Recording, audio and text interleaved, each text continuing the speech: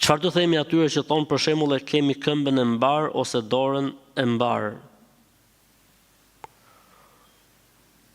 Tyne duhet me thonë Zoti ju dhënd mend.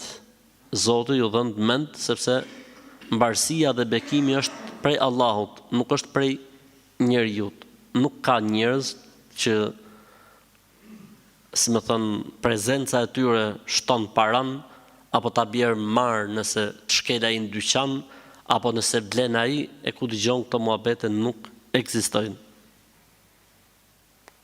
Çfarë do themi thotë këtyre njerëzve, këtyre ju thuhet hapin dyqan. Kush thotë unë kam komën e marr ose dorën e marr, thuaj hapi dyqan, të shohim mirë sa e ke të marr apo jo. Dhe aty e shohim sa e ka të marr.